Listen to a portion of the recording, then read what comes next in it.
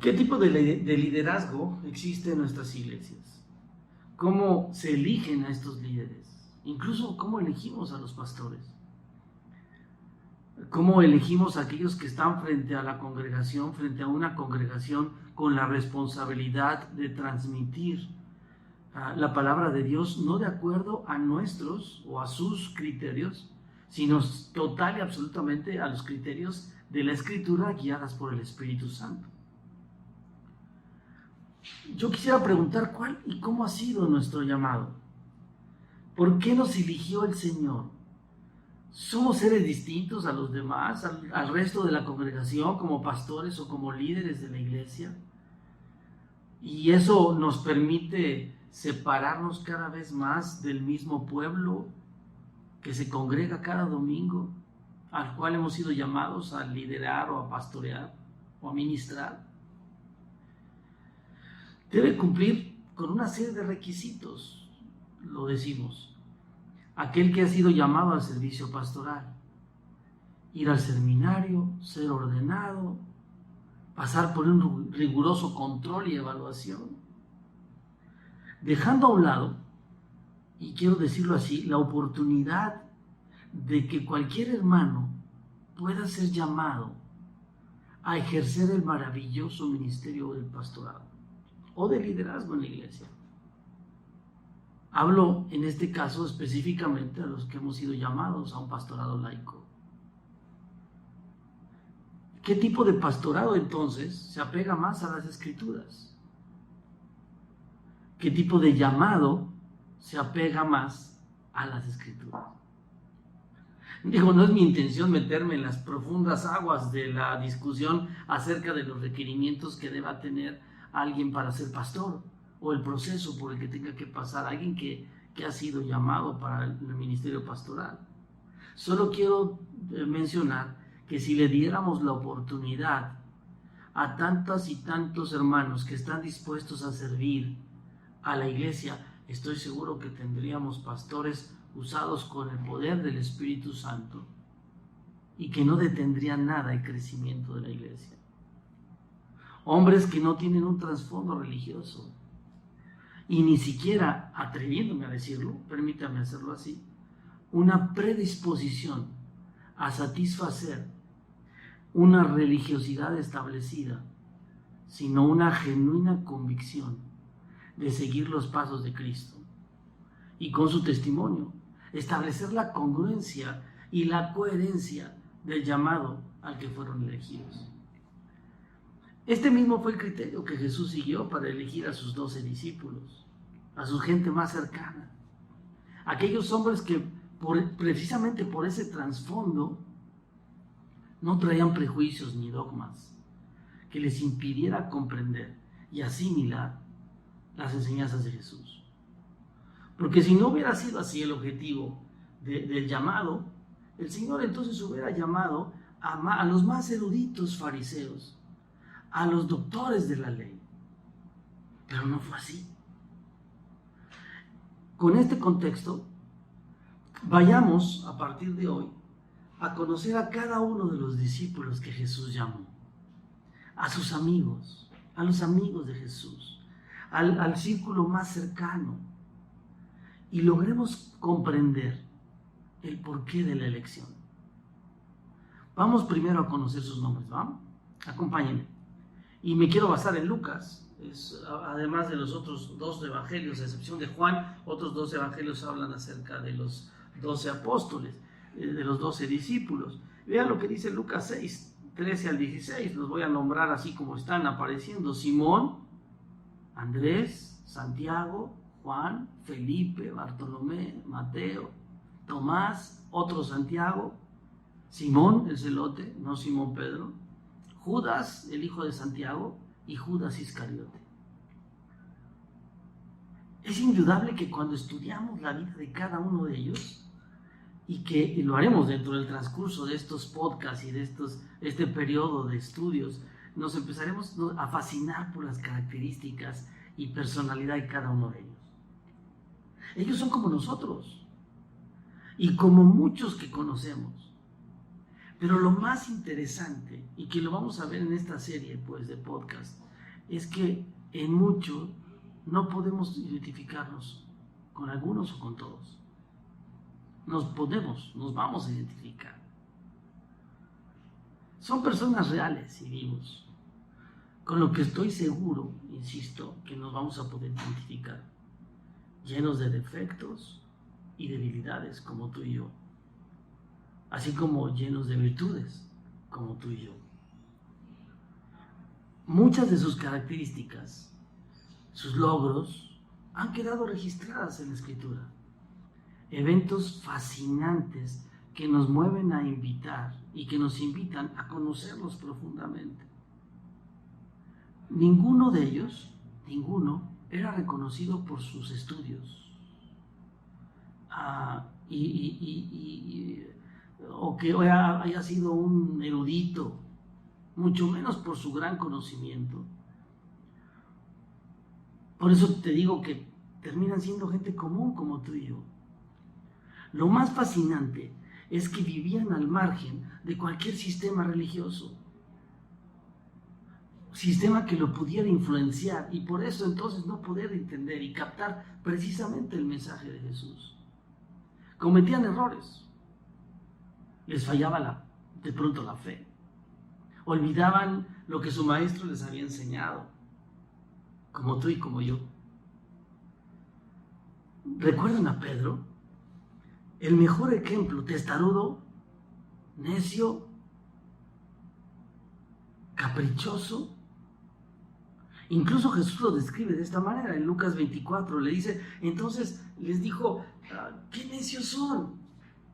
Les cuesta tanto creer todo lo que los profetas escribieron en las Escrituras.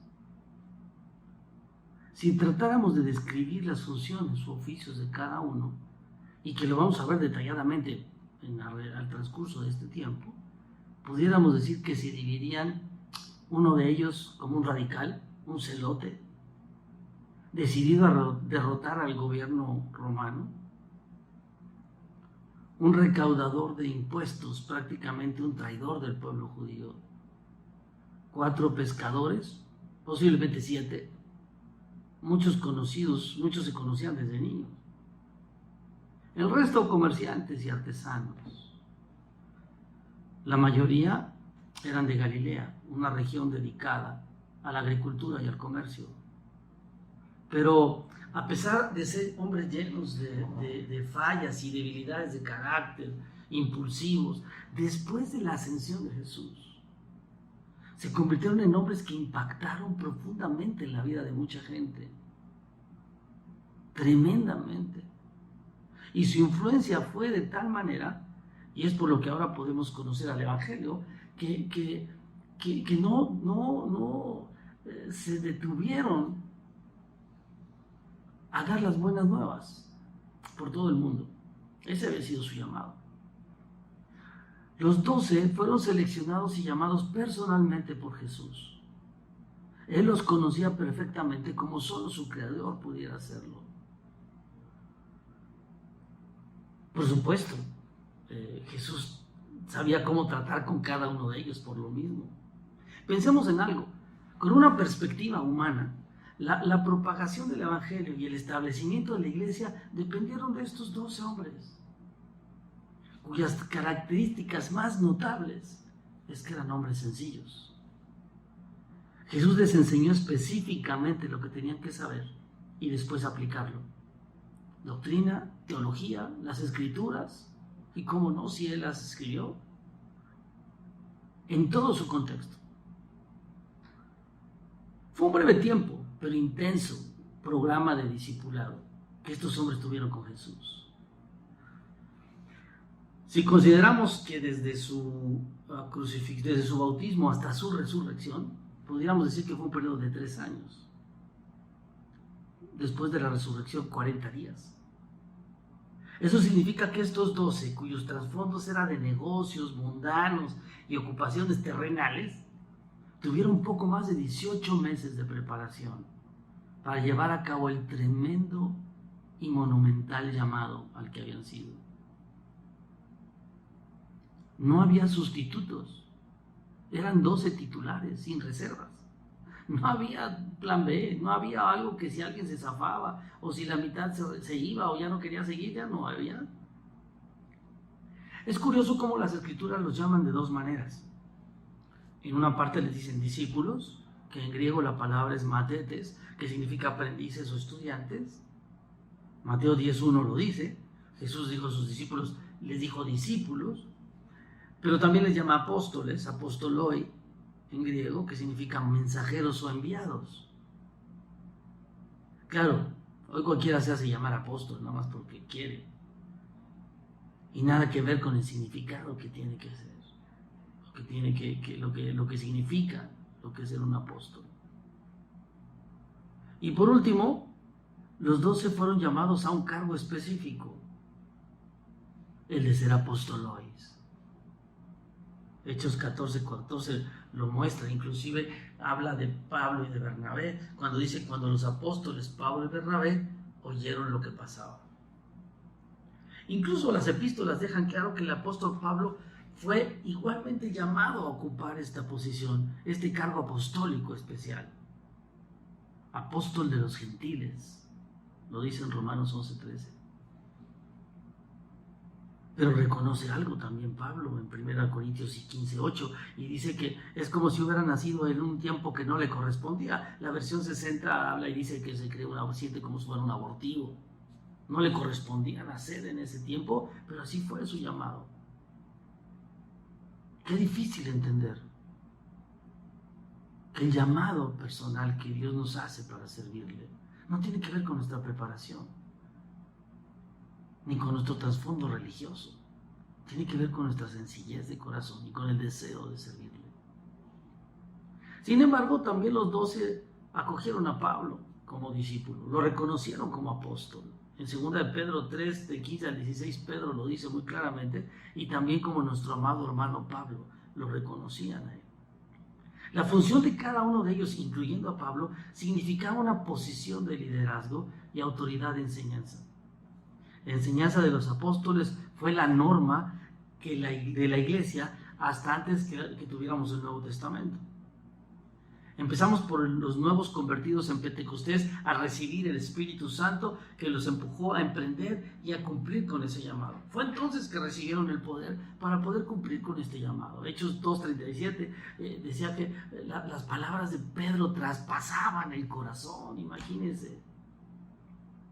De tal manera que todos entonces perseveraban también en la doctrina de los apóstoles, lo dice Hechos 2:42. Esa era la base. La doctrina que enseñaban los apóstoles, porque era la doctrina directa de Jesús.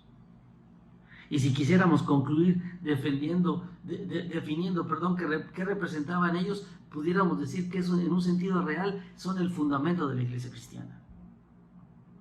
Efesios 2:20, Pablo lo dice, juntos constituimos su casa, la cual está edificada sobre el fundamento de los apóstoles y los profetas, y la piedra principal es Jesús mismo. Un llamado maravilloso a 12 hombres. 12 hombres que vamos a empezar a conocerlos uno por uno, características, personalidades, temperamentos, y que estoy seguro vamos a identificarnos con cada uno de ellos. Y vamos a poder comprender por qué Jesús los llamó.